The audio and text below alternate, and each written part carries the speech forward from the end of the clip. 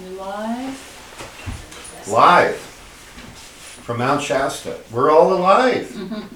So don't waste your incarnation. Yeah, anyone who is coming is got your phone number, so you're gonna have to. Oops. All right. People are either here or not. I'm turning that off. So, welcome to the Toltec Discussions with Golden Eagle. That's me, by the way. The subject at hand is Toltec philosophy and how to apply it to your life, and we've been exploring the trees of life, of which there are several around the world. And mostly we've been looking at the Kabbalistic Tree of Life. And we've been using it as a form of a Rosetta Stone. If anybody knows what the Rosetta Stone is, it's the magic decoder ring that let us decipher Egyptian hieroglyphics. Can we go over here for just a moment? Hang on. So we're going to start with a very short review because we've spent quite a few weeks now going through all the little bits and pieces of the Tree of Life. So, just as a refresher, there are 10 spheres, easier to see in this one, called Sephiroth, plural, Sephira, singular, interconnected by 22 pathways.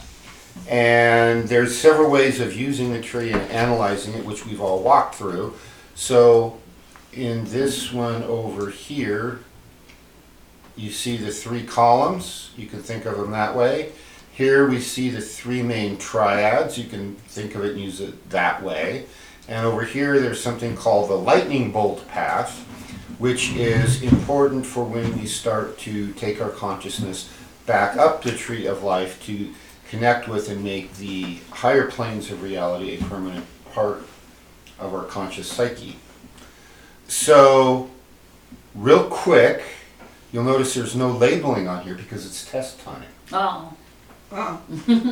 What are the names of the 3 pillars? Any of the several names for each pillar is acceptable. Masculine, feminine, and neutral. Okay, and which is which? Feminine's on the right, masculine's on the left, and the neutral's in the middle. As you look at it, or as it's overlaid on your body? Yes. Half a ding. This one is the feminine pillar. This one over here is the masculine, which leaves this center pillar, the neutral. Any other names anybody have? And you're not the one being tested. These 2 are. They've been here for the last 2 months. And everyone online. And everyone online. As well. We'll talk to the online folks in a second. Any other thoughts about names of pillars? Strength or severity is the male pillar. Yes, that one over here. And mercy, or I can't remember the other name. Intelligence? Almost. Wisdom. Wisdom, right. Okay. And the center pillar can be thought of as balance or beauty. To give you an idea of where those names come from, they're completely random, of course. Pillar of wisdom taken from the sphere of Chokmah. Pillar of severity or strength taken from Gebra, and beauty taken from Tiferet here. Okay. Essay question number 2 is, what are the names of the 3 triads?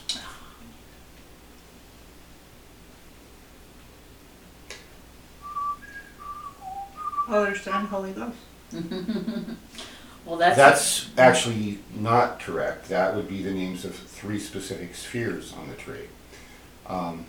Any guesses over here? the bottom one's astral. Mm-hmm.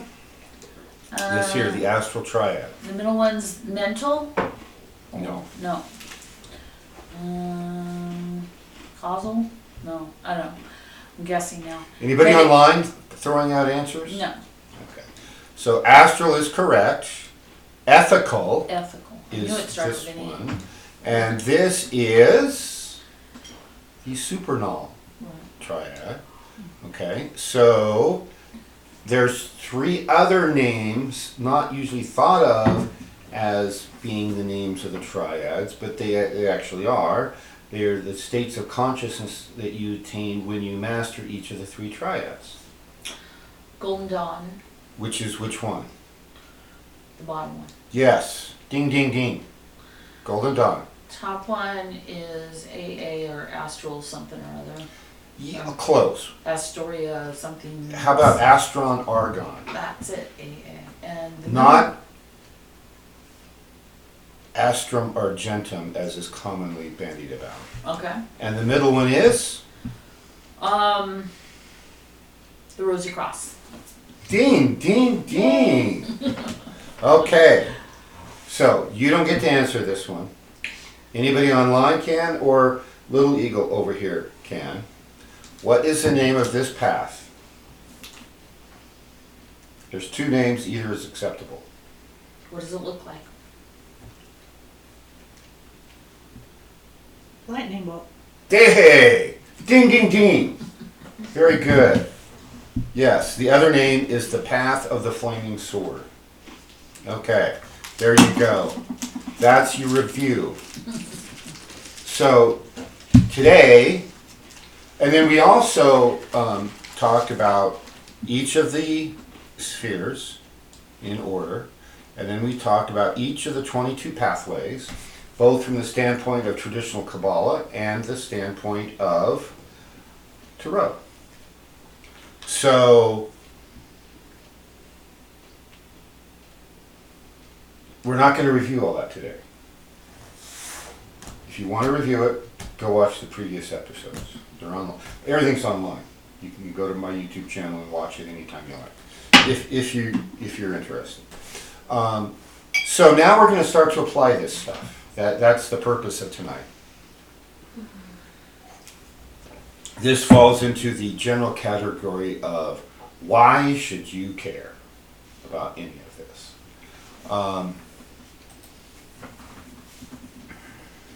The reason we care is because this is a map of consciousness. All consciousness. Oh, we're back over here now?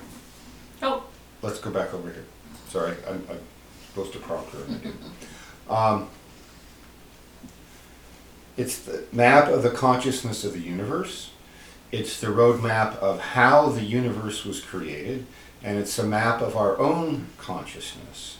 And when we start working with consciousness, and especially trying to access the higher planes of the universe that this represents, it's nice to have a roadmap. You know, yeah, we can stumble around in the jungle and drive from here to New York, and we might eventually get there. But we'd be driving around at random, knocking into total strangers and saying, hey, have you ever heard of New York? Oh yeah, it's back east somewhere. What's east? Right? You wouldn't know. No map, you wouldn't have any idea. Eventually, after years of wandering, you might stumble into a place called New York. If it still exists by the time you get there. I'm worried about New York. So a map is beneficial, especially when lots of people have gone before us and they've produced maps. So let's go over here again. We're down here in the bottom, which you can barely see in your screen, the physical world of Malkuth. Yesod represents the astral plane. That's what gives this lower triad its name. Hod represents the mental sphere, the mental plane, and Nitzak, the causal plane. This is the sphere of mentation and intellect. This is the sphere of intuition. And to attain full mastery, you basically have to balance your intellect with your intuition. So if you're like me, I'll come back over here, and you were born as left-brained as you could get to the point of becoming a rocket scientist, this intuition stuff was a dirty word. You know, I grew up on Star Trek, and Spock, and logic was the ultimate. Or so I thought.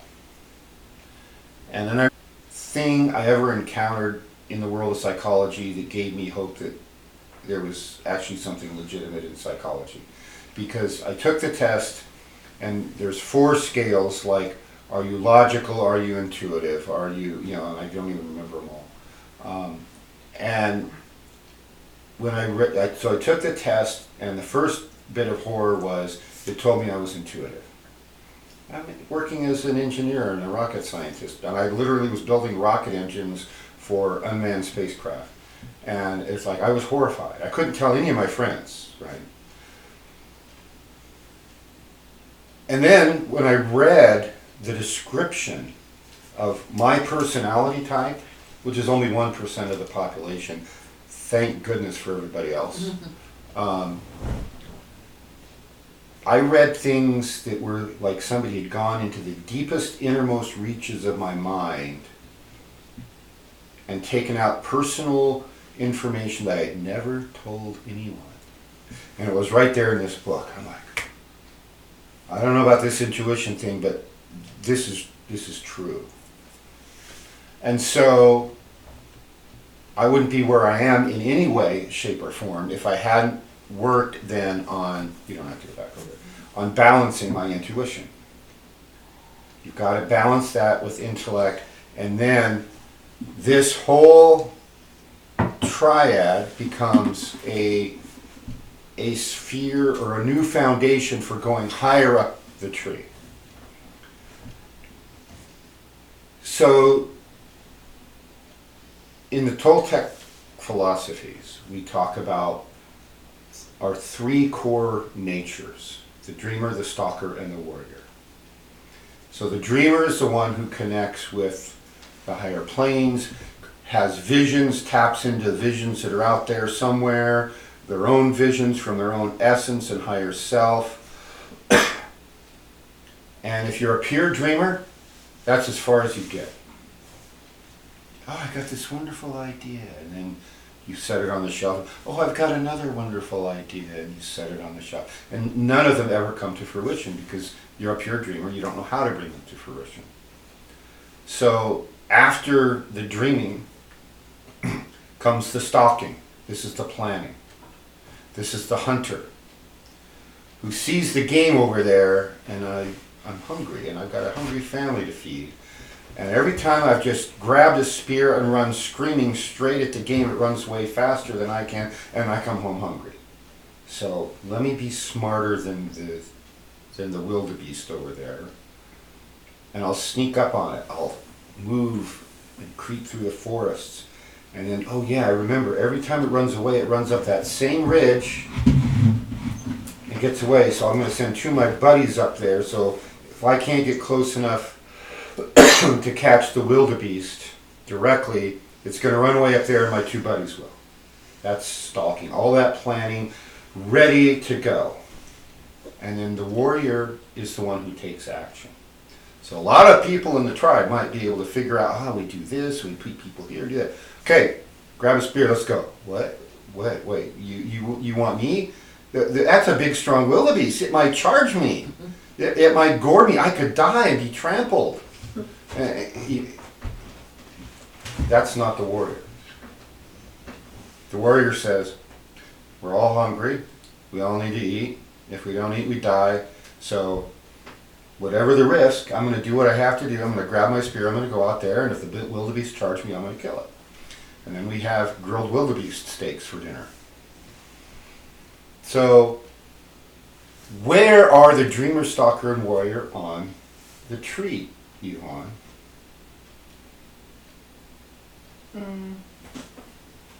Dreamer is the feminine path. Stalker would be the masculine. I mean the warrior. And stalker, I guess. Is that your final answer? Mm-hmm. Okay. Anybody else who's been in the class, who's in the room, like you or online? No. Okay. Let's start with the names of the pillars. We have a pillar of wisdom. We have a pillar of strength. And we have a pillar of beauty or balance.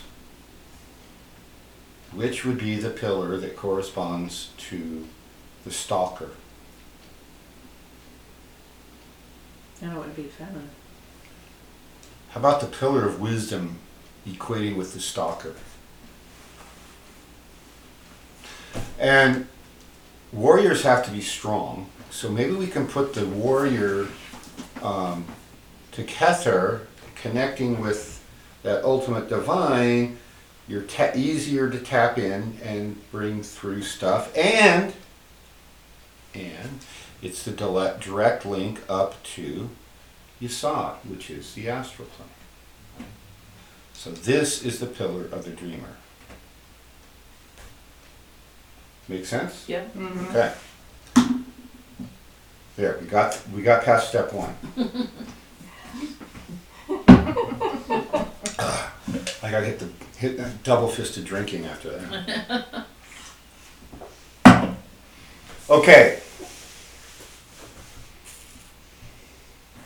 Let's talk about attention. Whence comes attention on the tree?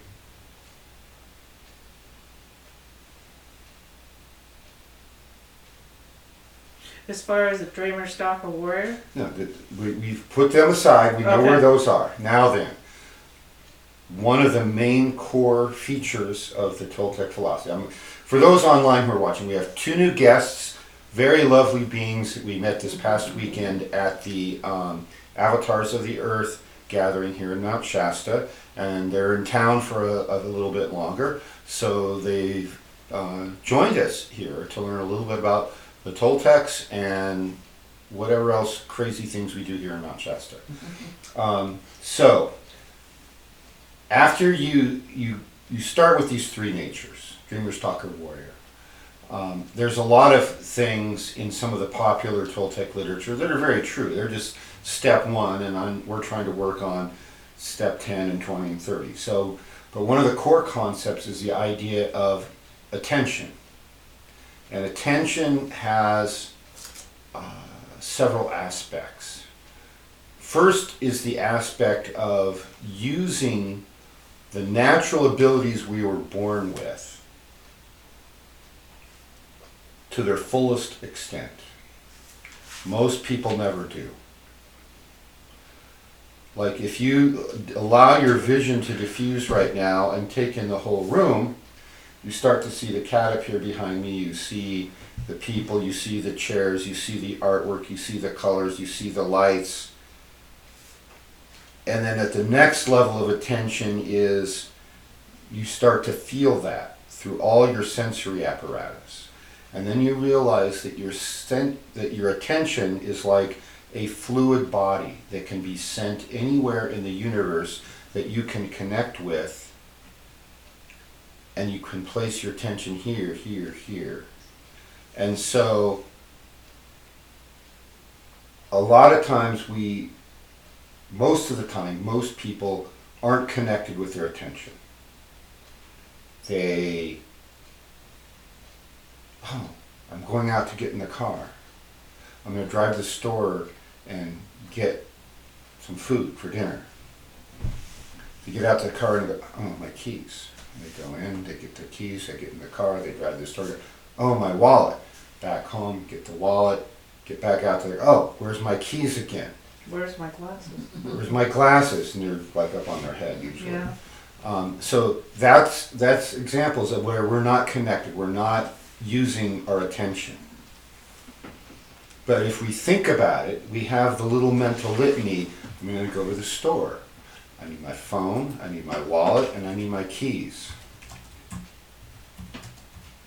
And then we go, oh, phone, wallet, keys. It's raining, coat. There's a higher level of just using attention as an ordinary person without doing one of the other core aspects of the Toltec work, which is upgrading our consciousness, to have a higher performing consciousness than what we had when we were born. You know, we were born, we develop, we become an adult, and we've got basic consciousness. That'd be like a 286 computer, you know, in the chip names for IBM PCs. And we realize, oh, to do this higher work, climbing up the tree, we need a better performing machine. We need to upgrade our consciousness. So we go down to the consciousness store and we get a faster chip, we get a better, screen, we get a better video driver, we get a better hard drive, we get, I need an external hard drive, that's called the Akashic Records. So the Toltec work for thousands of years has been about upgrading our consciousness. And then after we each upgrade our consciousness comes working collectively to upgrade the collective consciousness. So attention is one of the key things. Before you give us the answer, I wasn't going to give you anything. I would sell it. But. I believe that Sarah was attempting to answer the question, but she hasn't verified that. She said wisdom. No, that was to the previous question. Never mind. Oh, that was the previous question. Oh, so Sarah got the previous question right. She gets a ding. Ding, ding. Yeah, I understand the time delay, so you get the full dings. I've said the answer tonight already. What was that? Yes! Even Smokey got the answer right. Okay. The mental sphere is the driver. This is the attention driver. Yesod, part of Yesod is considered to be the etheric plane. Part of Malkuth is considered to be the etheric plane. And so our etheric body, our attention body, lies there. You could make a good case for the fact that the attention body and the etheric body are the one and the same. But it's sort of like potential. The etheric body has this potential to be used a lot of ways, one of which is as the attention body. But the driver is over here in this mental sphere. We have to make a conscious choice to upgrade our attention. That's coming from over here. Cool. Any questions about that? Is Viento online tonight? Not yet. He said he would be online. Do you want to know who's online? Yeah, let's talk about that. It's been a half hour. I think the people who are online are mostly here. So we have Mohadib Wadid. and George George. Hey, George. and Maria Maria. and Dennis. Hi, Dennis. And that's all that's admitting it. That's all of me. Any others? How many others? No, there's only 4 watching it, so this. So that's it. That's the 4. Interesting. Well, welcome, George. I've got some work here. I wish you were here this week. It's not that long of a drive. You could be here by this time tomorrow. We missed you, George. Bonnie's cooking. George is a friend of ours in Southern California, and he spent the summer up here helping us, and we got along great, and it was wonderful, but then he had to go back, and so I tried to trick him into coming back up by begging and pleading, the usual. So one of the next things we have in the Toltec philosophy is the idea of intent, or having an intention for what we do. So where do we get our intent on the Tree of Life? And just because you weren't here the last 2 months doesn't mean you can't answer if you can divine the answer. If you use your intuition from this sphere over here, maybe you can tell us where we get the idea of an intent.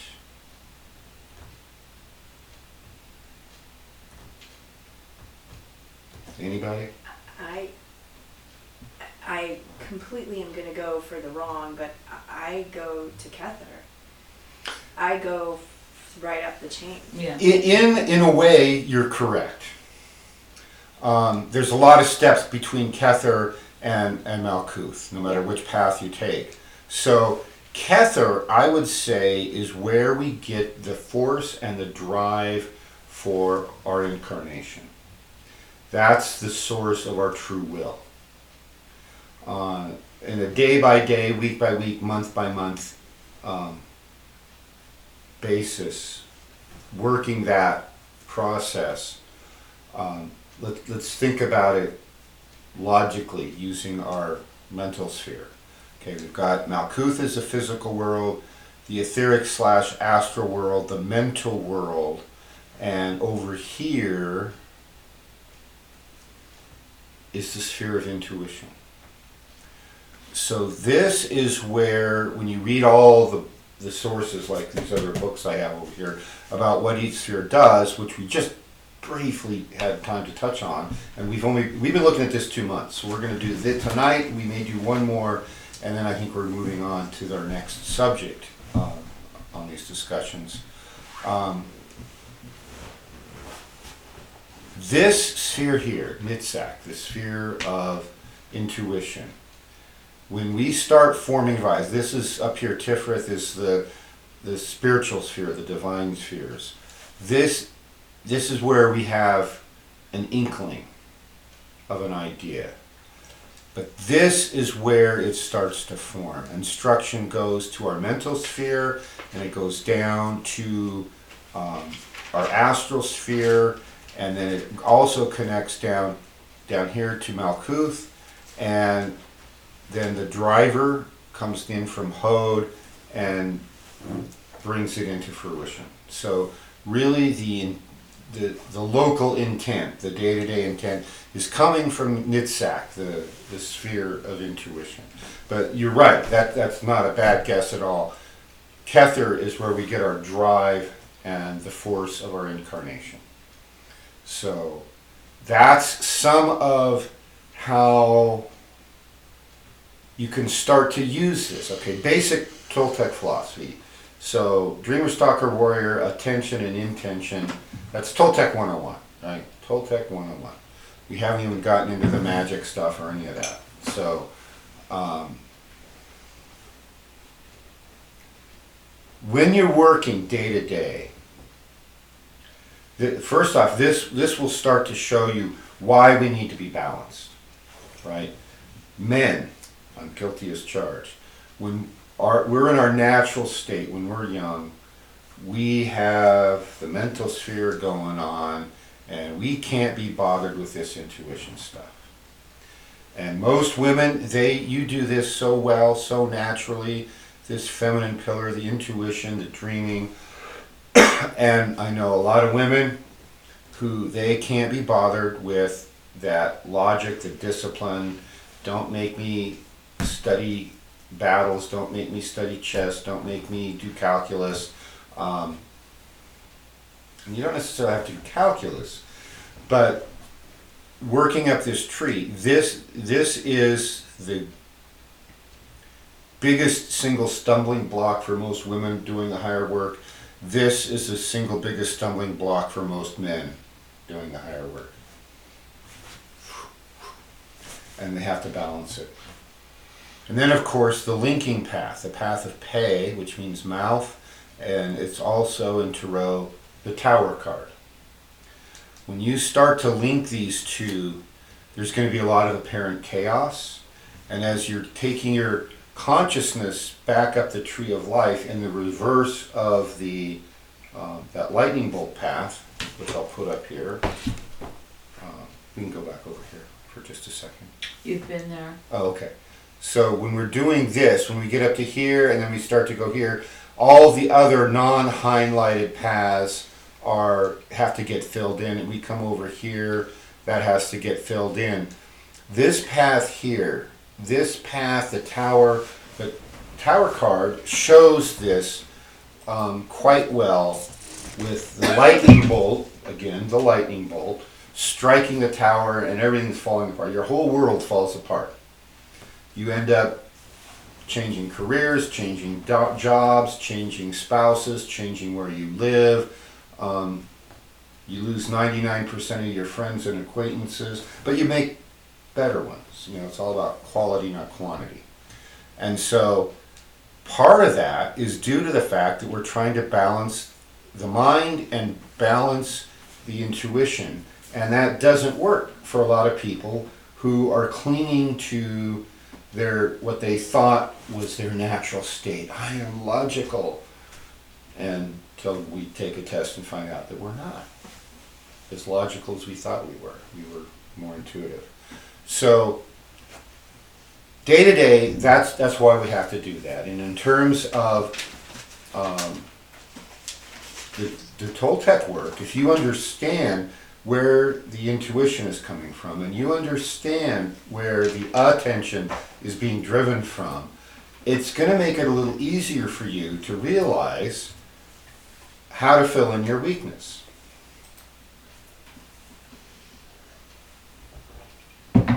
So any questions on that before we move on?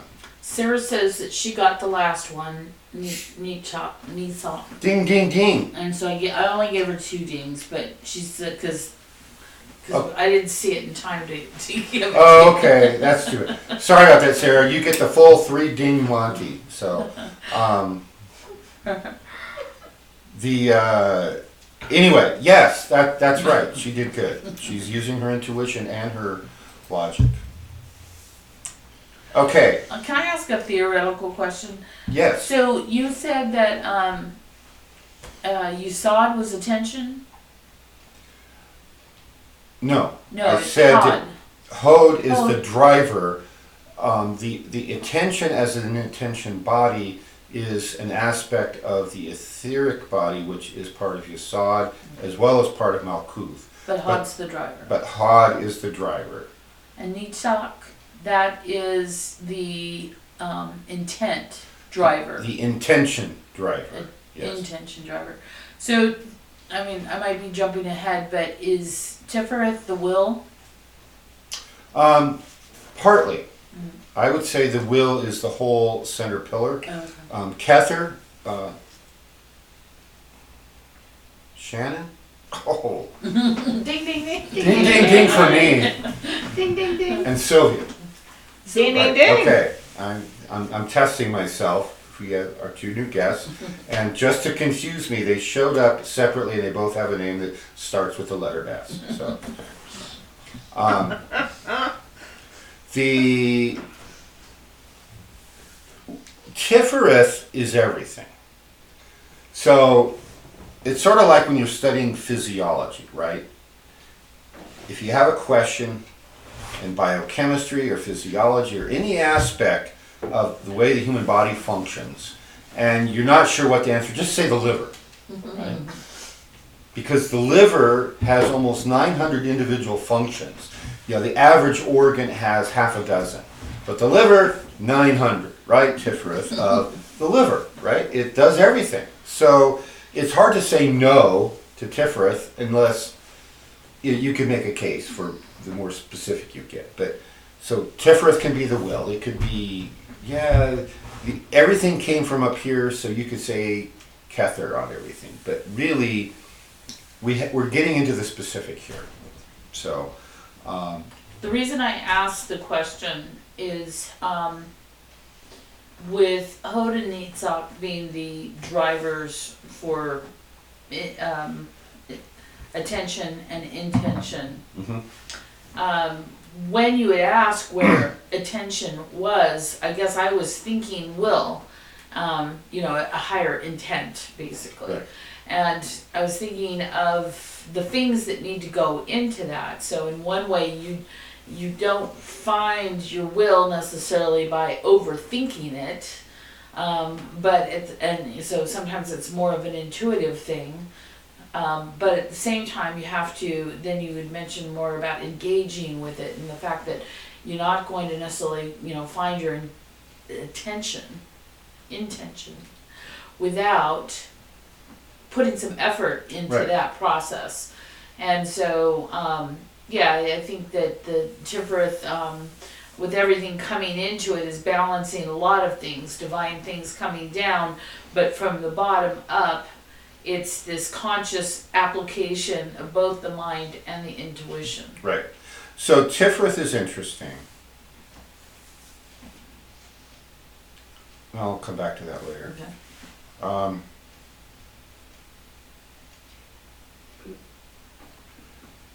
You have a question? Okay, I have a couple. Yes, by all means. Okay, so, because we're talking about intention and attention, and so at a base level, because I said how I operated, but at a base level, I would say that for me, it is the coming together of the masculine and feminine to set attention, like what you were saying. Mm-hmm. So will and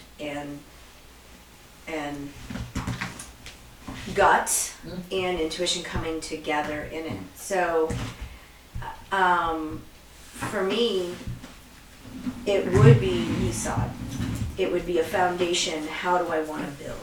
How do I want to come up?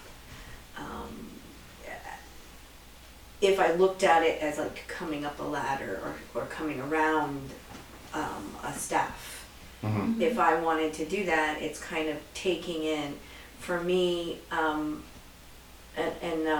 that would be that balance. How do I set this course?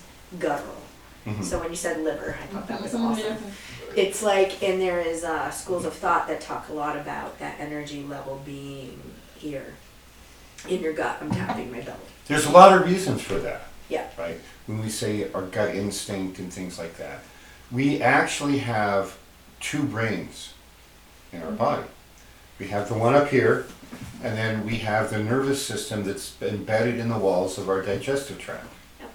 And evolutionarily, and so there's a great book, before I get to the evolutionary concept, there's a great book called The Second Brain by Michael Gershon, which talks about all the evidence that he compiled to show that our GI tract has a brain. And by brain, I mean it has decision making, it has memory, it has sensory apparatus, and it's all being conducted independent of any link to the higher brain, right? So when we say gut instinct, we really mean the gut has a brain. So when you're feeling that, more people need to pay attention to that, because most people don't. They ignore it. No, my logic says, right? And they ignore that instinct. They ignore that intuition. And when you want it, and when they're pressed and say, well, it's just a hunch, it's a gut instinct, it's a gut, whatever they say, they call it.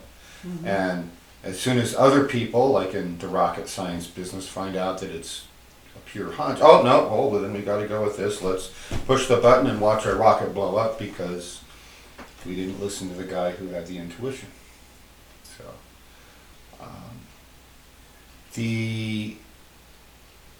something I was going to say about Tiferet. Did you have another question? So to me, it's to set intent, balance is needed.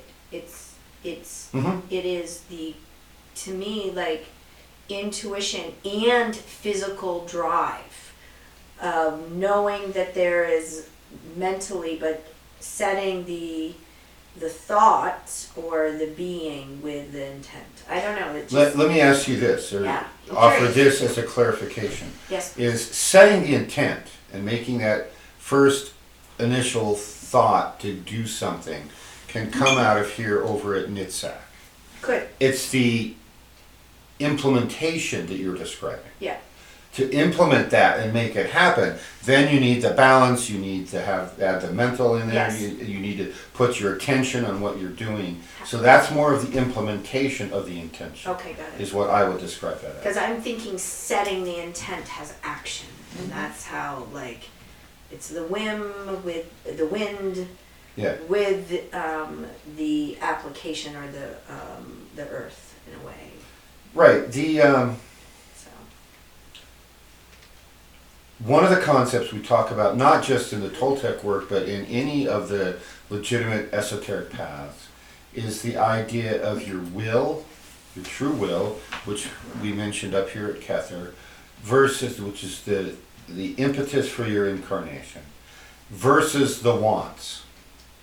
And the best way to distinguish them is if you can hold the concept that we in this physical body are not just the physical body. We have an essence. That's our eternal part. It's just like we talked about this weekend at the convention. That's the driver. The essence is the driver, and this body, we are the avatar. So just like that old movie it was called Avatar, this is the avatar. So we call it in our tradition the human biological machine.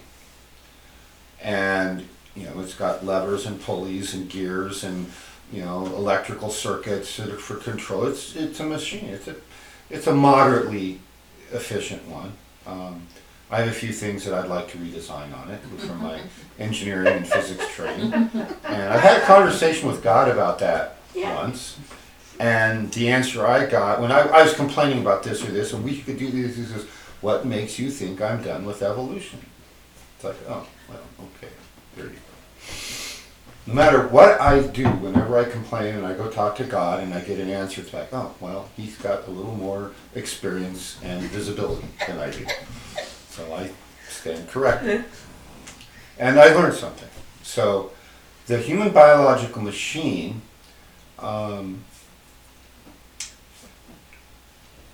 think of it this way. Hi, Kitty. You come down to join the party? Yeah. Little Jaguar Panther girl? Mm-hmm. Yeah. There's an old adage that everybody wants to go to heaven, but nobody wants to die. You can't get to heaven unless you die. And everybody wants to get to heaven, but nobody wants to die. So why is that?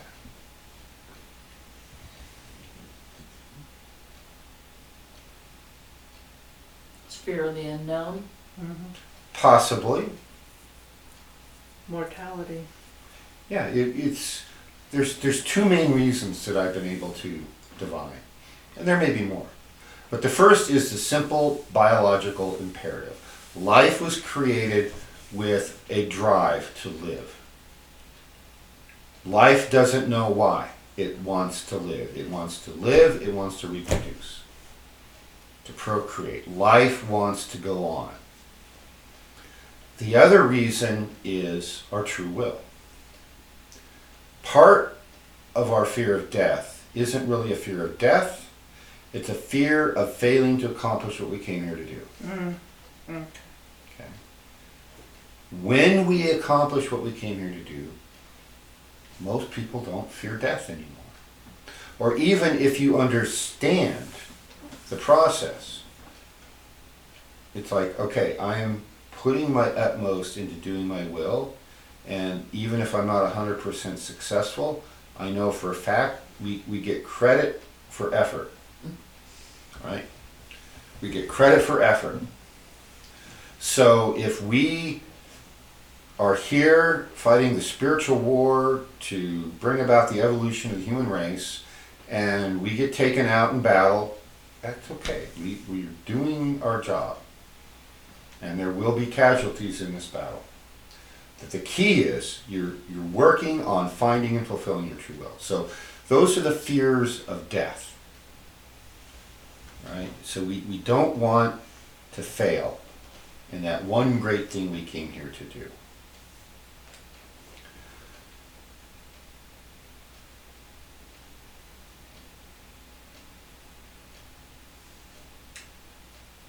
So the best way, I'm sorry.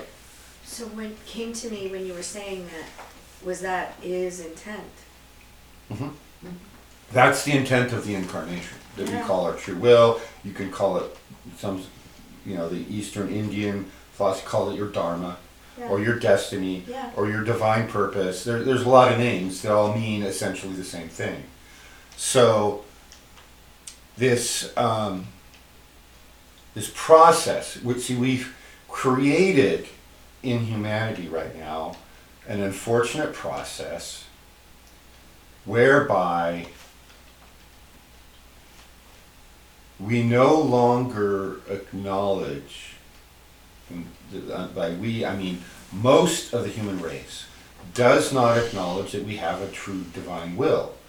Most of the human race is in the process of trying very hard to deny God, to deny that we have a spiritual nature, to deny that we have eternal life in the form of our essence, and that we're here to do a job, which is to advance humanity. They don't understand the role of planet Earth as being a cauldron, preparing us faster than can be done other places in other ways. So because of that, when we raise children, they're not being raised in keeping with the notion that we need to tell children from the day they're born, remember why you're here. Remember why you're here. And you have to keep doing that, well, ideally all their life. But for a minimum, you've got to get past 3 years of age and then keep doing it. At least up until the time they're maybe 8, and then they'll have it. When we're born, memories are stored sequentially. Because you don't have very many. You know, you got 3 days of memories. It's like, oh, there's yesterday and there's today. And, yeah. But by the time we get to 3 years, there's so much memory that we can't access it with an incompletely finished brain. We can't access it easily by just looking at sequential. This is like the old videotapes that we used to play on televisions, right? Oh, what was that scene? You have to go all the way back, scrolling through, rewinding the whole tape, right, to get back and see that beginning part. Then somebody invented DVDs. And then you can jump around to wherever you want. Just instantly jump to frame 28, frame 500, frame 10, you know, back and forth easily. That's what happens with our memory. When we're born, one of the things that's in our memory is our true will. The less than 3-year-old infant doesn't have the language to explain it yet. Language doesn't really begin until around somewhere between 1 and 2. At least language that us limited adults understand. We don't understand it, well, the mothers do. You women who are mothers will. But you understand the difference between this scream, and that scream. To fathers, it's just a scream. And we go, oh, he's screaming, here. Oh, he wants this. And off they go, right? They do their mother thing. When we get to that point where we start erasing the videotape and replacing it with the DVD, part of what gets written over is the memory of the true will. Because it's all in symbolic language, in visions at that point, and it's not being accessed. So the first things to get overwritten are the stuff that hasn't been accessed. I've heard that the more times you try to recall a particular situation, the more accessible it becomes.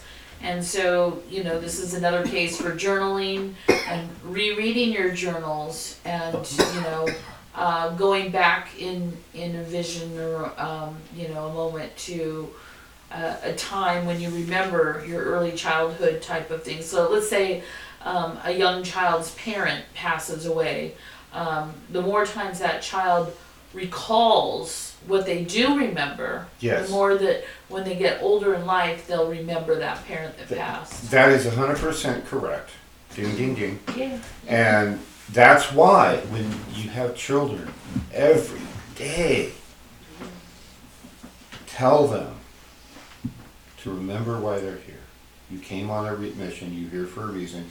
Do you remember? Oh yeah. Can you draw a picture of it? Give them credit. And you won't recognize anything, but they're creating the pathways. Right? Just like you just said. They're creating those pathways. Have them draw pictures of it. Have them sing it. Have them dance it. And then when they can write, have them write it. Keep those connections going.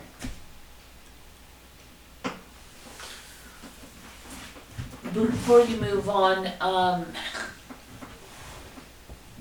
Mohadib had said the heart has a brain too. They've found brain cells in the heart, and Dennis agrees. Yeah. The heart is an interesting organ.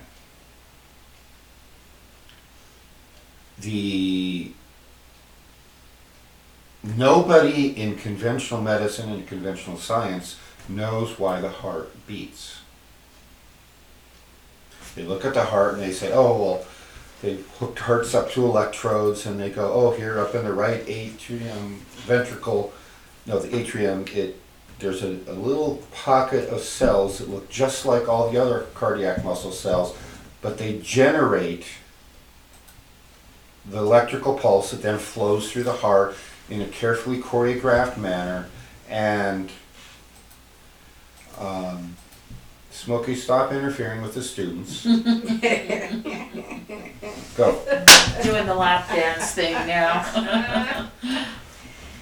The heart, so nobody knows, they say yes, it's beating, and so then they put in pacemakers to make sure that node works right. It's called the AV node. And when you read the esoteric literature, going back hundreds and thousands of years, it's like the visionaries have seen it. There's a three-part flame in the etheric body that's driving the AV node. And when people start to have heart problems, yeah, we do work on the physical heart, but we need to be working on the etheric and the astral level to fix that. And as long as science is only looking at the physical plane, they're missing 85% of the universe. So the heart is a very interesting organ. Very, very interesting. We'll talk more about it at some point.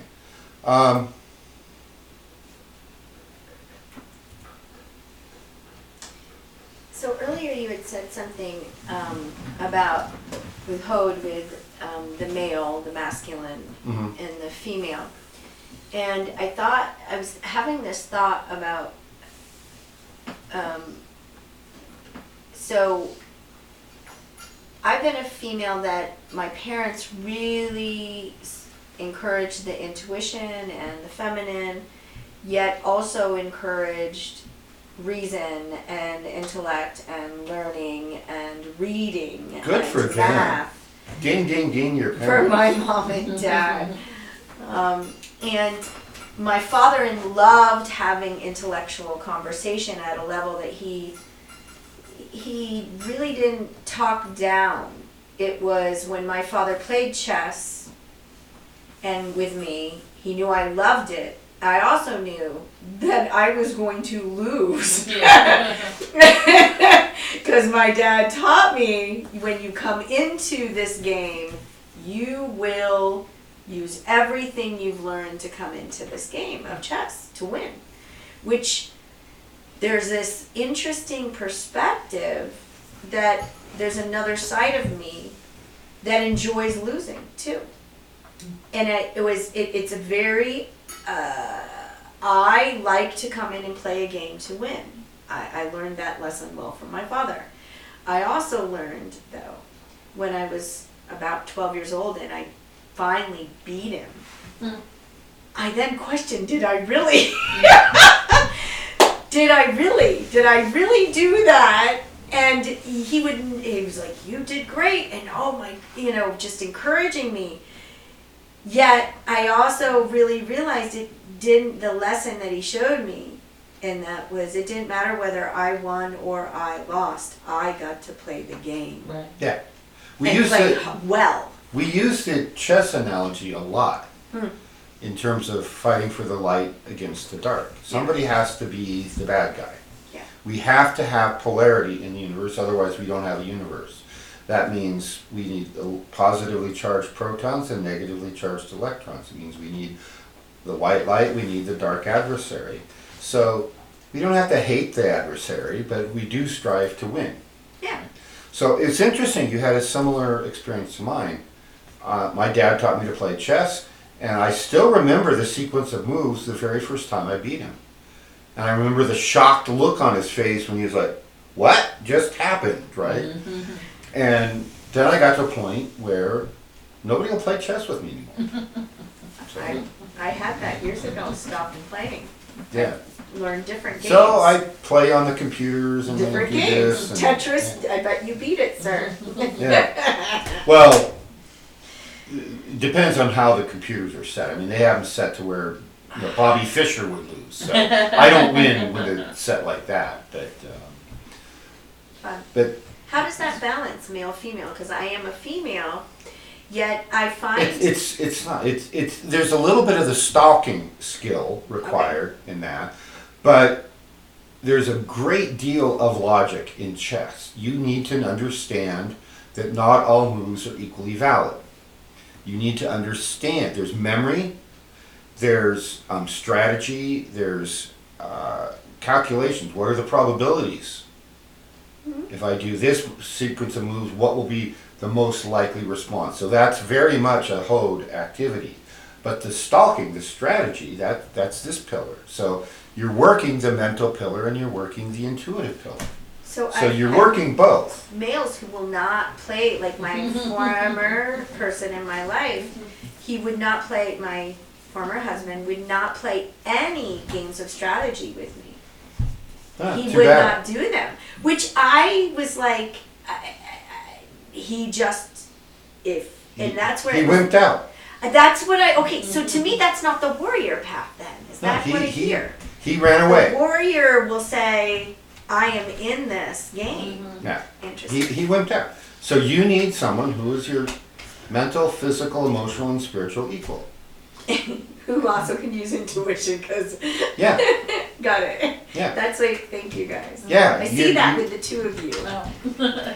Well, we both work though on the other side. Oh yeah. So, when we first met, he was very left-brained, and now he does art projects, Nice. I don't do math, and I will never look to a formula for the answer for something. But I do understand enough about modern physics and quantum physics and so forth to realize that there is a formula that explains artistic expression. Yeah, like Yeah. Da Vinci's paintings were all mathematical. Right. Yeah. It's Right. the math is the universal language. Right. This is the universal roadmap. So we need both. And this has numerology in it as well. That's a whole layer that didn't even go there, because just getting people to memorize the 10 spheres and something about them and the 22 paths and something about them, that's been a challenge, right? But that's the language of the higher planes, right? You gotta have a map. This is the most complete and the most accurate map we have. And then especially when you use the Tarot overlay that turns each one of these spheres into either 4 or 5 different aspects, or the 4 worlds, which I didn't review tonight by deliberate intent. But each of the 4 elements is associated with each of the 10 spheres. So now you're up from 10 to 40, just boom, just like that. So so math is important. Math makes the world go round. Literally. So there was something we started talking about Tiferet, and we were gonna go somewhere, and then we went somewhere else. What was I gonna say? You were gonna do the next triangle up. You did the bottom. Yeah, I did the bottom triangle.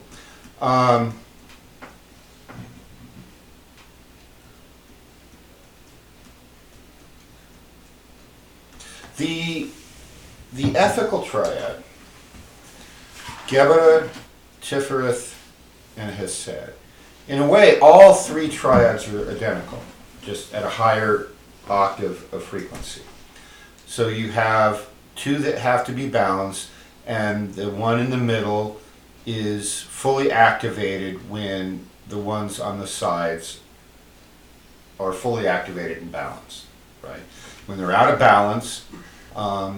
This path here, we talked about that. There's some tarot references have it incorrectly identified, but this is the path of justice. So when strength or severity is interacting with mercy, then you don't want either to override. So whatever is just and fair in justice, that's this, right? So down here, we don't think of it quite those terms. We think of the tower as, oh my gosh, the world is being mean to me. It just blew up my whole world. My spouse is gone, my house is gone, my job is gone, my friends are gone. Oh wait, look what just walked in the door. A better spouse, a better house, a better mouse. And I got rid of the louse.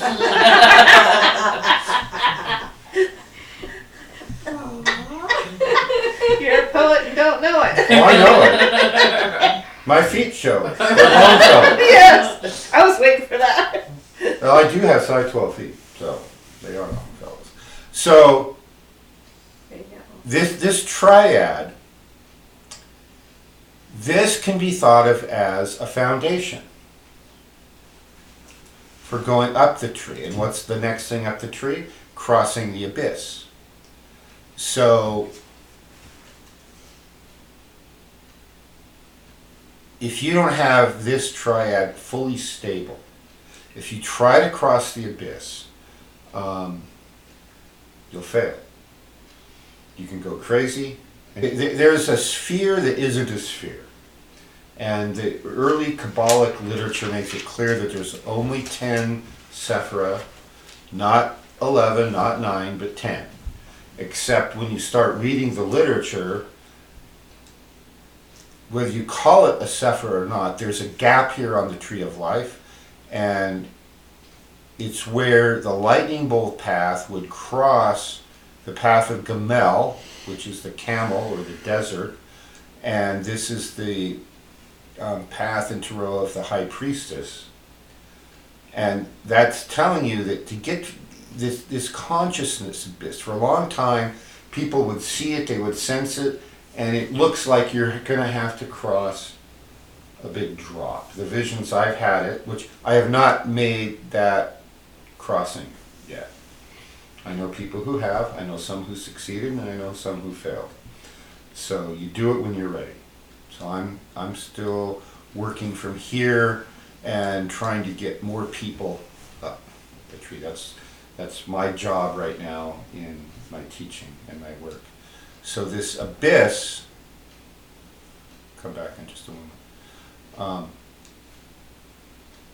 It's more of an outer change. Your whole physical world changes.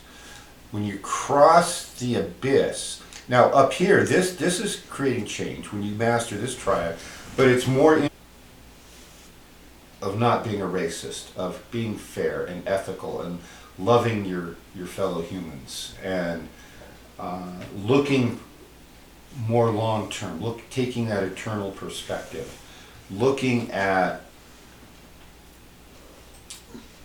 what's in the best interest for the most people. So this ethical triad has to be perfectly stable and balanced in order to survive crossing the abyss, and in order to get this triad perfectly balanced, this one has to be perfectly balanced, and all the other interconnecting paths have to be perfectly balanced. We talked about this path here. This is the path of the devil. This is the path of death.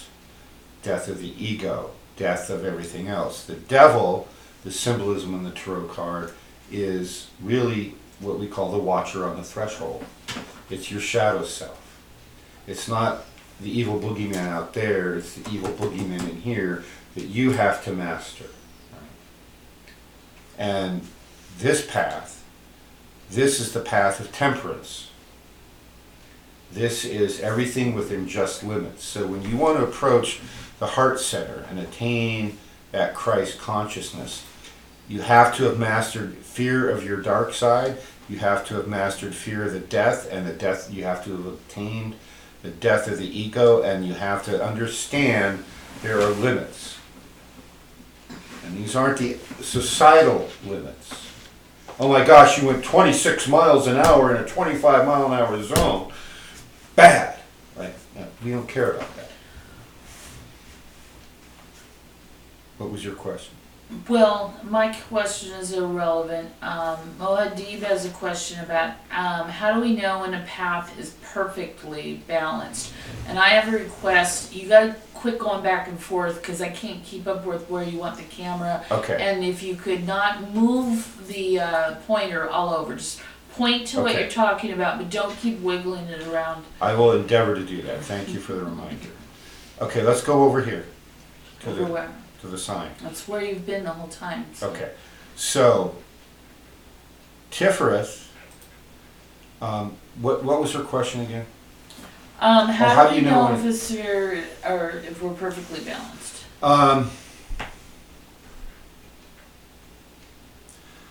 Perfectly balanced is probably an impossible to obtain ideal. Because keep in mind that this is all not static. It would be like watching somebody on the trampoline, and when they go up in the air, they're doing flips and turns and spins, and then they come down and they're up and down and all over, right? So what's perfectly balanced at one moment won't be the next. That's why when we work on this astral triad, as soon as we get from Yesod to Hod, and we've mastered Hod, we have to go back down to Malkuth and make sure every other connecting path is functioning.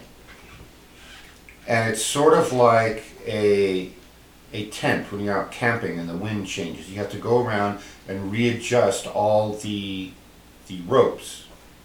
And then the wind changes direction, you have to readjust them again so that your tent doesn't fall down. So each one of these spheres, you get up here and it's like, okay, now I gotta go rebalance Malkuth. And you get up over here to Nitzak, you gotta go, now you're up to about 7 pathways you have to go retune. And then when you get up into the middle triad, you gotta go back down and start all over and retune and retune. So there's never a point where it's static. But how do you know? You're going to develop, as you proceed with this concept of knowing yourself, you're going to get that inner intuition, that inner guidance. And it's going to be more of a feeling than anything else. You're going to say, oh, I need to go do some work on this aspect. You're going to be called, you'll see a book, you'll see something on the internet, you'll see the way people are acting around you, that mirroring back and forth. Astrology readings and things. Astrological readings can be of assistance. Tarot readings can be of assistance to inform you, oh, you know, darn it, the path of the sun, the sun card. Yeah, let's come back over here. The sun card keeps coming up. And I keep having problems. I keep coming up with these great ideas, but then I can't make them work. Every single. Better go look at the path of the sun. Now keep in mind, each of the paths is an equilibrating force between the two spheres. So, what is there about your astral sphere that isn't balancing with your mental plane? Right? That's just an example. So, I guess if I had to sum it up in one word, Muad'Dib, I would say experience and practice. Experience and practice. Pretend that's one word. Mm-hmm. So it seems like in an esoteric school, the 3 triads also represent 3 levels of initiation. So in one way, Yes, you're right. Yes. When when you're working with a teacher, you should have an idea when you've completed a certain level of training, and now you're going to then be working on the next level of training. Yeah. It's easier in some systems than others. It's very rigid and logical and step by steps in some of the esoteric systems, and in the Toltec system, it's a little more fluid. Where I was going was, if once you've got all this stable over here, and we're going to cross, wrong button, the abyss. There's a complicated formula for crossing the abyss that involves all 5 pathways that cross the abyss and all the interconnecting paths all at the same time in a very specific way. And that's all I'm going to say about that right now. But if you read some of the Toltec literature out there, especially by Castaneda, he's got 2 of his later books, which are the more bogus ones, where he basically, if you know how to read between the lines, it makes it very clear that he failed in his attempt to cross the abyss. I don't think he knew that. Because if he had, I think he would have gone back and figured out what he did wrong and tried to do it right. But he had rejected his teacher, he had rejected Don Juan at that point, and he made it very clear that he thought to everybody around him, that he thought he was the be-all and the end-all. But he failed. And the Toltec lineage in general looks at him as like, well, he got up to here and then he's kind of like a failed shaman. So preparing to cross the abyss, it's hard and it's dangerous. So why would anybody do it? It's because of what's up here. It's the triad at the top. It's the Astron Argon. The silver star is what that translates to. That is a state of consciousness that when you master that, then you've mastered the world, and then you have the ability to bring back anything and everything required from the higher realms down here to facilitate the furtherance of humanity. That's what that upper triad is supposed to be used for. So you get to use all the Akasha records. Well, you can use that now. Oh, yeah. You don't have to wait till Right. then. But there's more knowledge out there than just what's written in the Akashic records. Mm-hmm. What's written in the Akashic records is mostly what's happened. There's other things out there as far as what's possible. Where is humanity going? And that's very much part of the Toltec work and the Toltec lineage. We are dedicated to the human condition being transcended, of taking humanity to the next phase of evolution. That is why we work to get up here. And if we are doing our job, we use that knowledge not to check out, but to come back here and help others. And that's what I'm doing. That's what Coyote is doing. Coyote the Blind is my teacher, is his name. He's based down in Southern California in the Riverside, Moreno Valley area. He was Riverside for years, and then he just moved to Moreno Valley, which is just over the hill, if you know Southern California. So the purpose of all this is that humanity has more potential than we've used. And there's a lot of ways to really grok and understand this roadmap.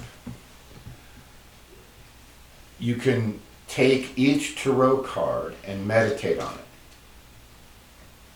Just put it up there, get into your meditative space, however you do that, and make sure there's nothing else in your field of vision, your phone is off or at the other end of the house. You can do it with the archetypes. Now, each of the symbols in a tarot card represent fundamental core energies. And depending on whose system you're using, these are referred to as archangels, or they're referred to as gods, and the greater gods and the lesser gods and the good gods and the bad gods, and it's really just one core archetype. So you could use the Greek pantheon. A lot of people in the esoteric work, because the literature is more complete, use the Egyptian pantheon. The Norse pantheon is another one. So this book. Is that visible, or should I raise it up? Or move it closer? We can see it. Okay. So this book is called The Kabbalah of Aleister Crowley. Crowley is one of those controversial figures. On the one hand, he was a practical genius when it came to esoteric maths, especially then and even now people look down on. He worked hard to create a reputation for himself of being of violating all the social mores regarding sexuality and regarding drug use. And those were like the two big bad things back then. And so he was trying very hard to break society out of its rigid patterns. So that's where he went. Later in his life, he kind of regretted some of that, but by that time his reputation was solidified. He even wrote some of his own propaganda, advertising himself. So I just want to acknowledge that, but if it bothers you, well then just learn to separate yourself from his personal behavior and his personal life from the knowledge he brought through. And this book includes something called 777, and in it, I'm not even, the writing's so small, I'm not even going to try to hold it up, is table after table of correspondences between the 32 paths and every system imaginable. And so if you want to know how to use this system practically,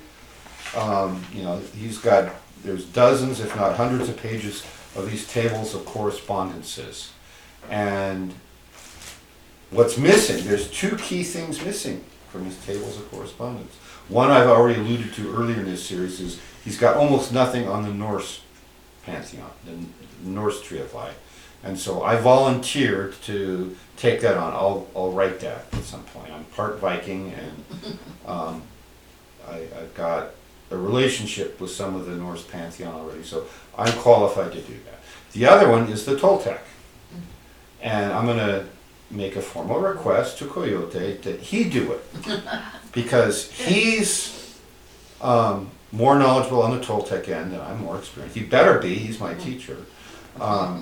And he's more experienced with the Tree of Lif. So I think he'd be the perfect one to write that correspondence. Of course, he's probably, I've already badgered him into writing a lot of things. Like he rewrote the Teachings of a Toltec Survivor. That's a book he wrote many years ago. I'm after him right now to finish publishing 2 other things. So he's going to start getting a phone call. Oh, Golden Eagle. Crap. He's going to have me write something. I know it. I'm not going to take it.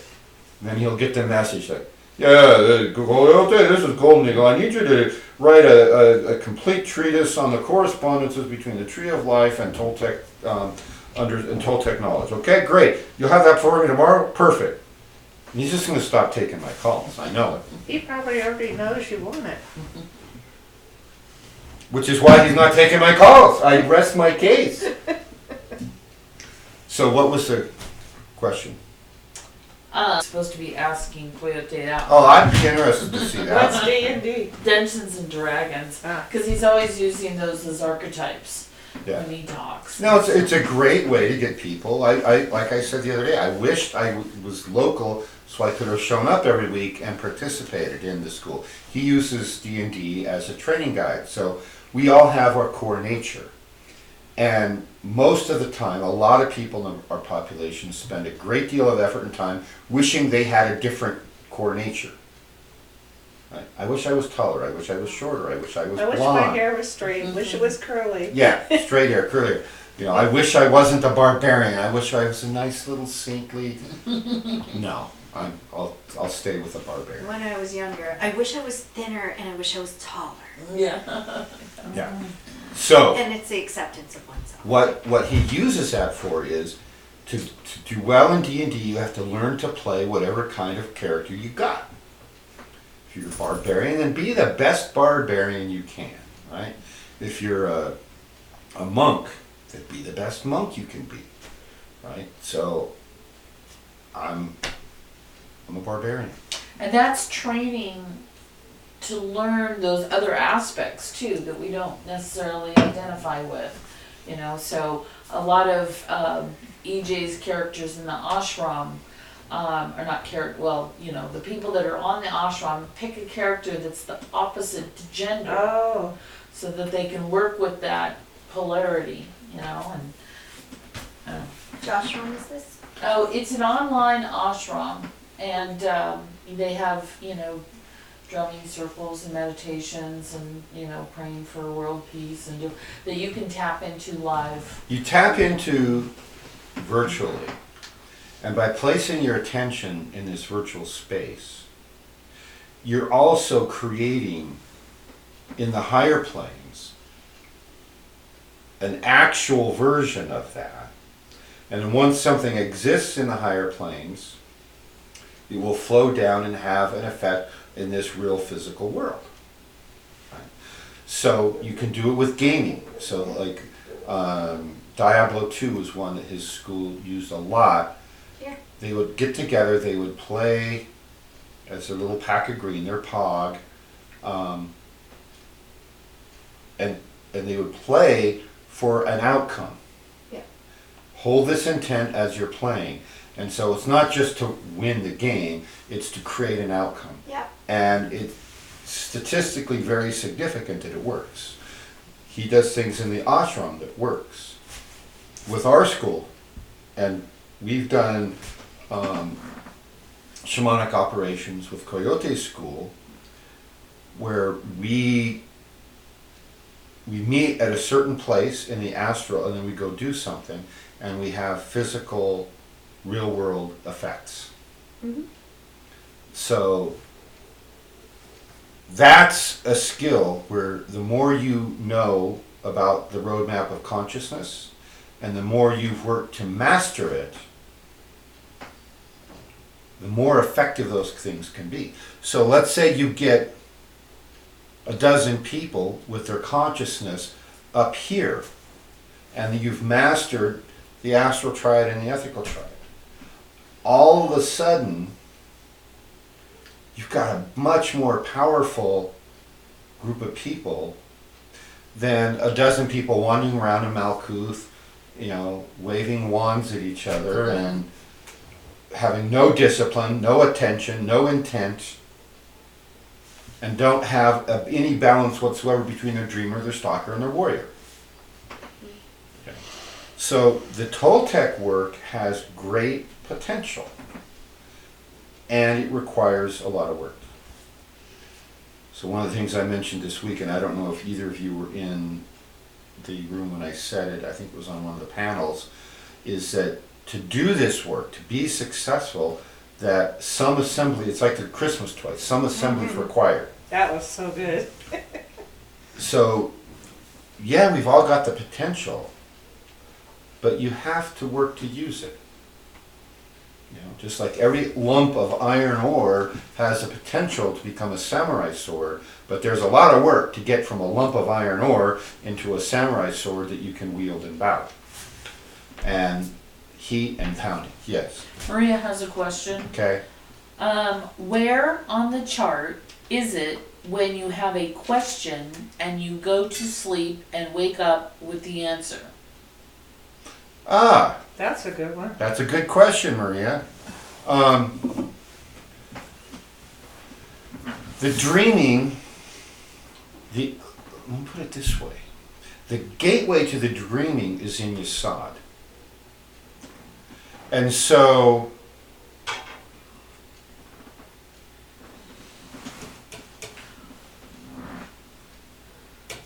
I would say that, and I have never pondered this question before, so I'm figuring this out as I go. We know that the intuition and the causal plane is here. This is where the ideas start. They flow over to Ho. They flow down here. So you're in the dreaming. You're mostly in the astral triad. So there's a component of that carries an intent. So the driver of intent is over in Nitsack, and the dreaming gateway is here. But I would say that the will aspect of Tiferet that we talked about is also involved. And so this triad with Tiferet, Hod, and Nitsack is a mirror image flipping of the Yesod, Hod, and Nitsack. And so you're in here, and down here where the Tower card crosses the Temperance card is another sphere that isn't a sphere. And this is the state of consciousness that where we draw on things like the ability to interpret Tarot. There's a blending that occurs right here. And that's what I think you're talking about, Maria. Can you just kind of follow this path for a minute and put your pointer at Malkuth? So if we ask a question consciously before we go to sleep, wouldn't that be going straight up to Hod? It could. Yeah. And then you go to sleep, which puts you in that triad. Mm-hmm. And then it seemed like when you went from Nitzak to Hod to Yesod and down, is that bringing it through and down in the morning when you wake up and you have the answer. Yeah, I'd say that's a good explanation. So in dream time, are we like a ping going around in the Tree of Life without knowing that? Well, I mean, that your it's higher self knows. right. Okay, and I don't actually like the name dream time. Well, dreaming. No. Right. Dream time and dreaming as a verb negates the concept that the dreaming is a place. Right. You're you and you're going to the dreaming. That's like saying, I'm me and I'm going to Seattle or I'm going to go to Sacramento, right? You're not Sacramentoing. Although I suppose you could make up a verb like that. The dreaming is a place, and all of you goes there. You just don't remember it all when you come back. So, when you're in the dreaming, you're taking your whole tree. Mm-hmm. Mm-hmm. Okay? And yeah, you could make a case, I'm pinging here and here and here on the Tree of Life, but this is like a circuit diagram. It's not an anatomical drawing, right? Let me. So your subconscious says, okay, little eagle, you need to learn something in Hod, so shows you a Hod dream, Yeah. for example. So that's still conscious. It's not just like pinging around. Right. What I would suggest is that before you could get into those higher levels of the tree, your consciousness would have to be ready to go there. Mm-hmm. Because otherwise there's watchers at the gateway to keep you from accidentally getting into places that you shouldn't. Right. And you know what this reminds me of? I had a dream one time, and I don't remember why, but before I went to sleep, I said I need to connect with Coyote. Mm-hmm. And so I wake up in the dreaming, and he's like flying through outer space really fast, and I'm like flying along with him. He looks at me, and it's like, he says, "Are you reading the fifth dimension now?" And I said, I just needed to find you, and so my need to find him took me to a dimension that I probably couldn't or shouldn't have got in by myself, except for he was my teacher at the time, and I willed myself into that space. And then there was like this huge roaring thing that was chasing us, and we had to dive into this bush, and we were both tigers when the thing went over us and stuff. But that was a place that I probably wasn't ready to be. But because I willed myself into being where my teacher was, I got there. But I don't think normally you would get into those spaces where you're not ready to be. Let's Your go over teacher here. was there. Yeah. Your teacher was there, so you had access. Yeah. So this is a computer. CPU, that's the guts of the computer, your central processing unit. CRT, that's your screen, your cathode ray tube, although they're not cathode ray tubes anymore, they're liquid crystals. A printer hanging off the side. Here's your I/O, your input-output devices of your keyboard, your mouse, or whatever. So when you learn that this is a functional diagram of a computer, you can make these drawings a little more complicated. Let's come back. And then you can realize, okay, yeah, that's how a computer works. But if you take this into the next room, or you look over there, you go, that's not what the computer looks like. So it's important that when we look at the Tree of Life, we go, this is the equivalent of this functional diagram of the computer. And it's not even down to the level of the software flowchart for each individual program that's running, or the operating system that's running, which has its own, you've probably seen computer program flowcharts. So we're at an intermediate level of a flowchart or a configuration diagram for the consciousness of the universe. But when you start throwing in the four worlds over this, and then it gets complicated. We're at 32, you go up to 78, which is a total number of tarot cards, the way they have it sliced up, and then it gets a lot more complicated. And then you throw in all the symbolism on each of the tarot cards, or you look at every aspect of each sphere and each pathway, and then you realize how much more, incredibly more complicated it gets. So we're working at this level as a basic level of understanding. And then when you realize this is more complex than probably 95% of the people in the world ever use in a form of self-evaluation of the way they think and the way they act and the way they interact with the world, you're starting to realize why you don't have any friends, right? Who can sit and talk about this? I mean, they're worried about what some famous actress is drinking at the famous coffee house that day. And OMG, she's wearing the same dress she wore last year. I will also say those that can carry this conversation go into it without they've learned to be protective of it, of this type of knowledge.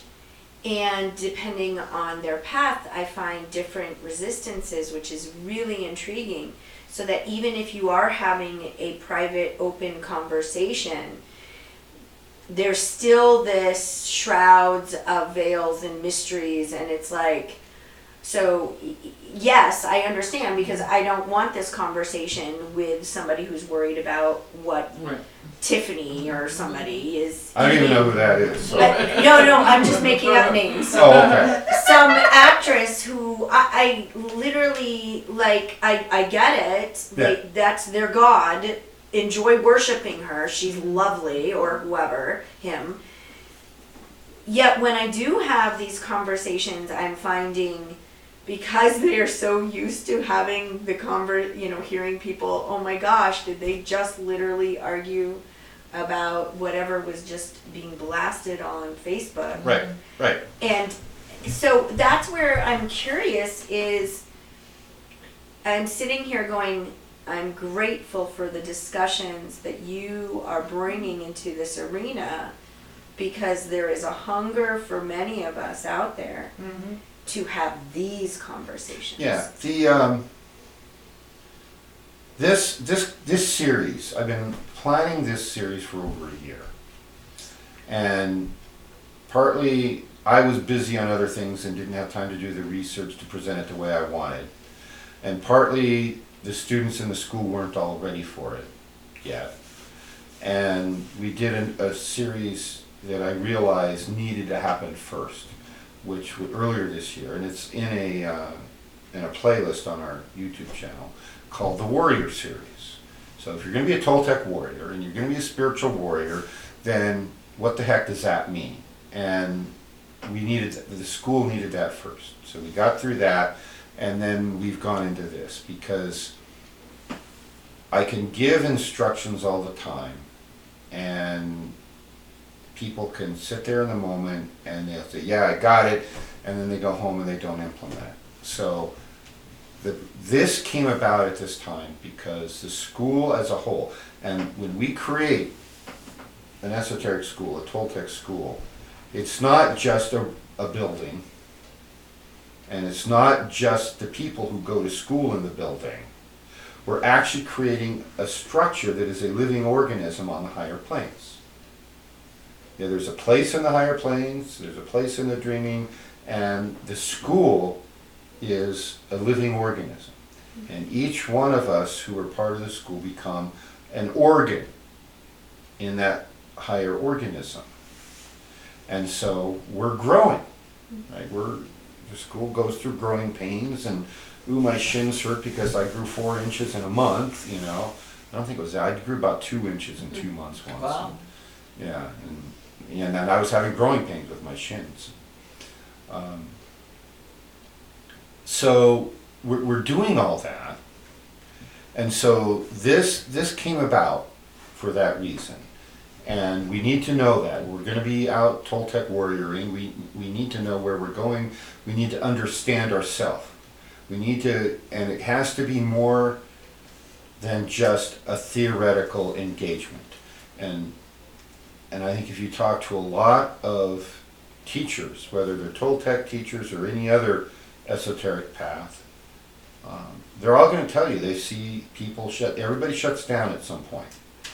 Or the ones who don't attain all had their line in the sand, their glass ceiling they wouldn't go beyond for whatever reason, which is interesting because no matter how much you tell people, here's what's going to happen.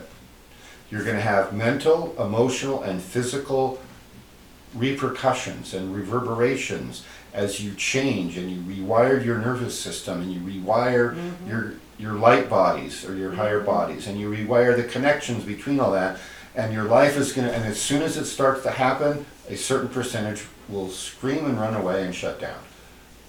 Well, I didn't know it was going to be like that. Well, you know, it's like riding a bike. You know, you can tell people what riding a bike is like, but until they get on and ride, they don't really know what riding a bike is like. Or swimming. You can't learn to swim by reading a book and watching somebody else swim on a video. You got to jump in the water, and you breathe at the wrong time, you choke, you spit, and you sink, and then somebody pulls you out and says, now don't forget, you stop kicking your legs, kick your legs, and then you remember to kick your legs, and you forget to move your arms, and you smack your head against the side of the pool, and after a while you learn to swim if you don't drown.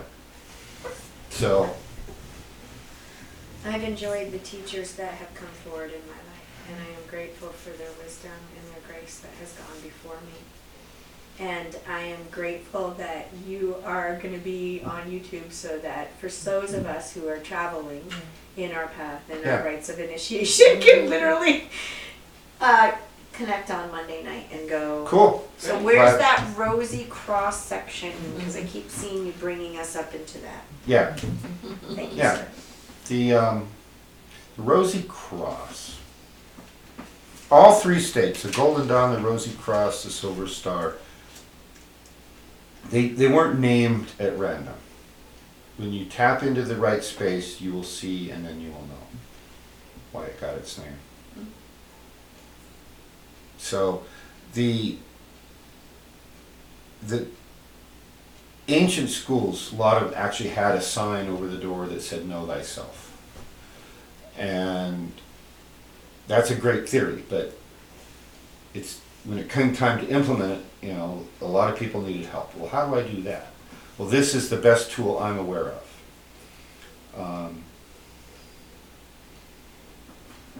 We're fortunate that what we do have about the Kabbalah and the Tree of Life survived all the medieval book burnings.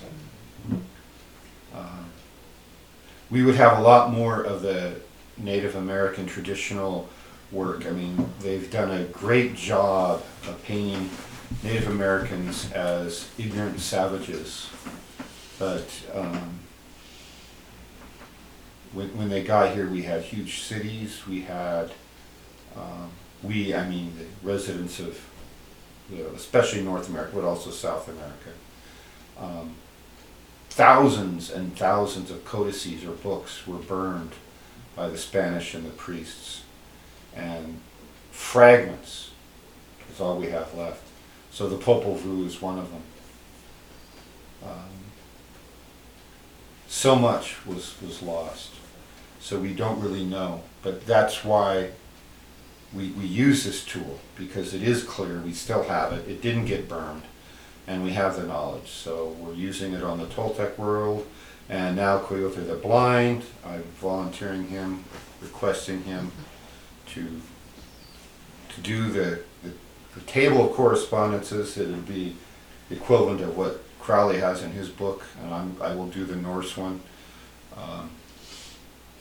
But that's the start. So the one meditation method I mentioned today is the tarot card. Dark room, light only on the tarot card, and get into however you get into your meditative state and talk to it. Learn about it. There's 78 tarot cards, 78 days. Do you have your Kabbalah books there? I thought maybe you might want to show them the that guidebook one. Oh, I'll go through them all again. It's been a while since I've done that. We may have some people online who have forgotten, but we have 2 new people here. Is the camera on me? Yes. So this is called the Practical Kabbalah Guidebook by C.J.M. Hopking. This is now, after much searching, the one I recommend as a starting point if you've never studied this. It's got pictures. It's got art. It's got color.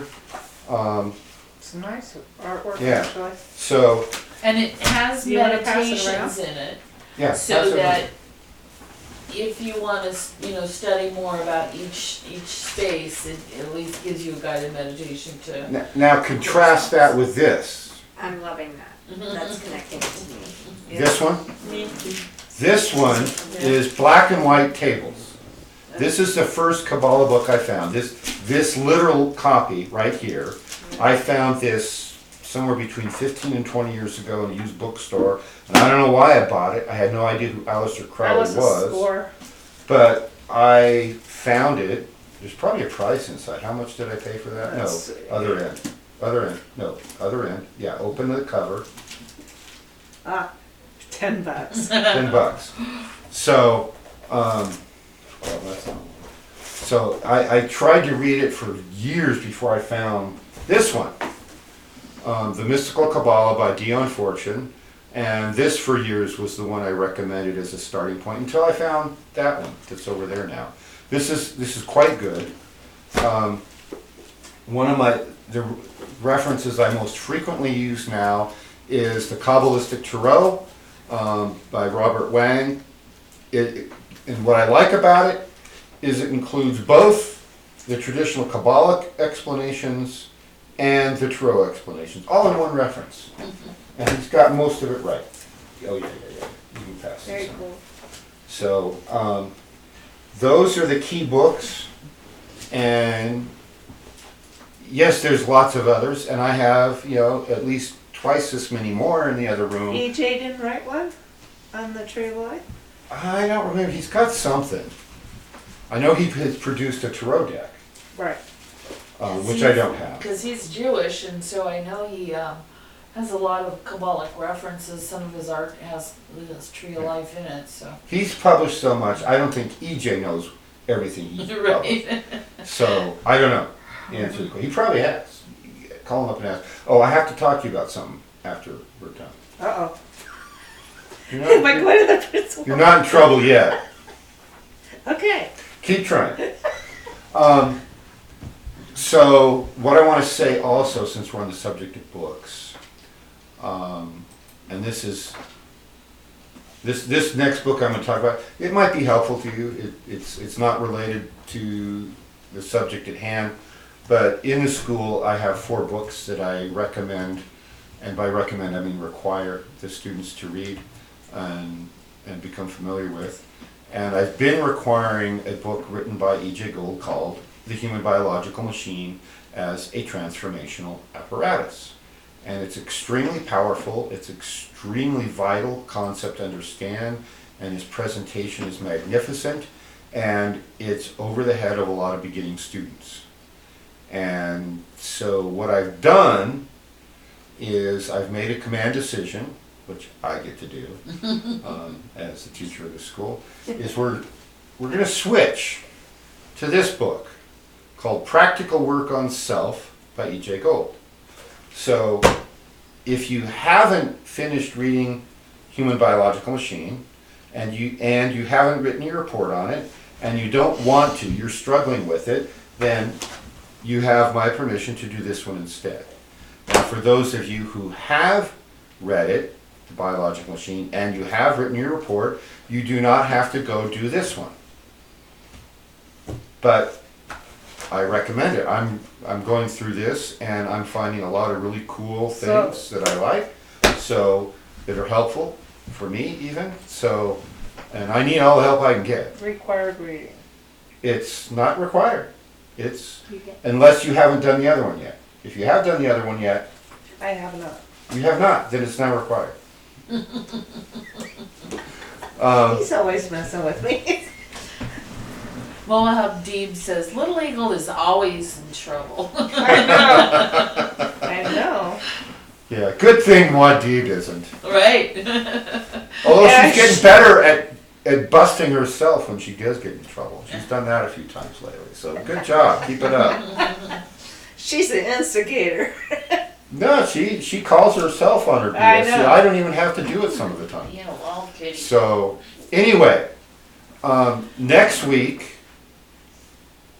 I think that we're going to wrap this up next week. Next week I have one more meditation I'm going to go through on getting to know this. It's going to be one that focuses specifically on the 22 pathways. And I'm going to have a lot of time for questions, your questions. Okay? So between now and then, your homework is to come up with questions and submit them to me by email, not text, not snail mail, but email, by Sunday. Okay. If I don't have them by Sunday, say 6 p.m. Pacific time, they won't get answered. But if you can do that by email, by 6 p.m. Sunday, then I will answer them. Okay. Now the answer might be, I have no clue, where did you get that? But I will answer it somehow. So any other questions online? Mohadib wants to know if she reads both of EJ's book, can she skip the Dion Fortune books? No! If I had to read them, you have to. Well, since you already know the answer to that question, Wadi, I'm not even going to lower myself to insulting you by telling you what you already know. Any other questions online? Let's see, last time he had us email questions, I didn't get any answers. Who said that? Mohadib. It's like busting your chops again. Okay, so let me talk about questions. When we have a question, it needs to be a real question. It needs to be something that meets the criteria that if you get to go before the throne of God and ask one question, that could change the course of the universe, make sure it's not something stupid like, why do some people have belly buttons that go in and some go out? That's it? That's your question for God? So, a couple of octaves lower, your question needs to be a real burning question. Not theoretical. Not a waste of time question, not look at me, I came up with a question kind of a question, not like, oh, can I get out of my other homework if I do extra credit over here? Not that kind of a question, but a real question. And if you had a real question that I somehow didn't answer, send it again. And I will endeavor to answer it. Anything else on that? No. Okay, we're gonna end here. So I'll see you all next week. Questions by Sunday, 6 p.m. Pacific time. So if you go to another time zone before now and then and you want questions answered, make sure you do the calculations. GMT minus 7 hours until we go off daylight savings time. So just remember that. If you don't know what GMT is, don't worry about it. Okay, let's Okay. go offline. Good night.